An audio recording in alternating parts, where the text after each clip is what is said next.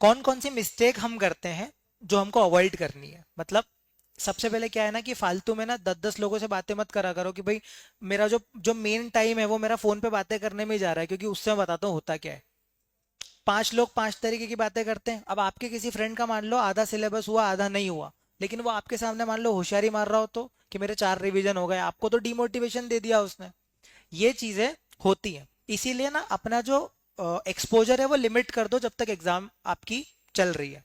Phone का exposure एकदम limit कर दो, जरूरी नहीं, क्योंकि फोन अपन उठाते हैं ना तो अपनी एनर्जी वो ड्रेन कर देता है।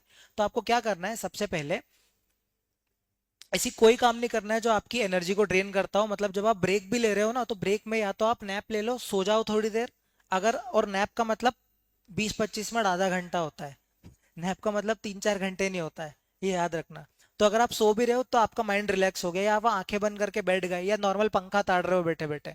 मतलब मोबाइल नहीं उठाना, मोबाइल उठाओगे तो फिर वो आपकी एनर्जी ड्रेन करेगा और 15 मिनट का ब्रेक 2 घंटे पे खिंच जाएगा। ठीक है। और आपको सॉल्यूशंस पे फोकस करना है। मतलब फॉर एग्जांपल किसी दिन मान लो कि आप कहीं घूमने चले गए और वो उस चक्कर में आपका आधा दिन वेस्ट हो गया, तो आधा दिन तो बचा है ना। तो हम क्या करते हैं कि उसके रिग्रेट के चक्कर में बाकी आधा भी अपन वेस्ट कर देते हैं। तो ये काम नहीं करना अपने को।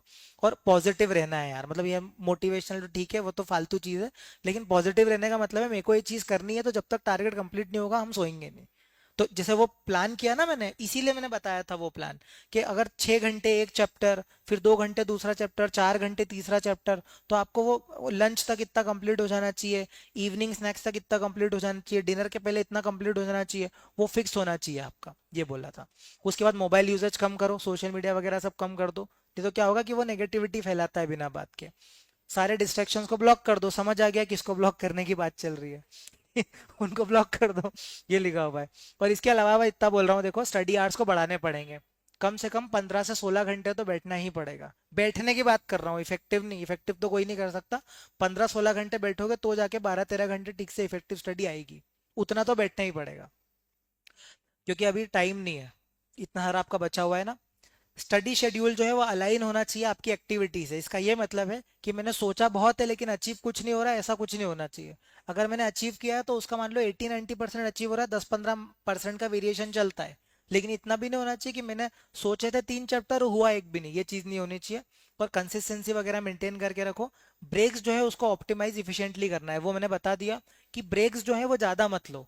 और ब्रेक ले रहे हो तो ब्रेक कोशिश करो कि ब्रेक में कोई ढंग की चीज करो जिससे आपकी एनर्जी वापस आती हो।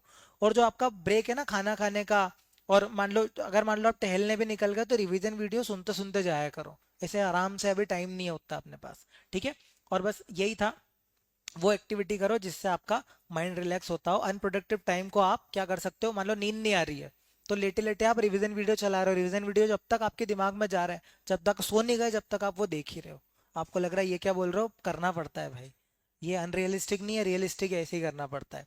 और बस प्रॉपर स्लीप, 4-5 घंटे नहीं सोना है, कम से कम 6-7 घंटे सोना ही है, नहीं तो आपकी तबीयत खराब हो जाएगी। और बस यही है कि फालतू लोगों से दूर रहो। जो लोग मतलब एक या दो अच्छे दोस्त जिनसे बात कर सकते हो, बाकी पंचायती नहीं करनी है।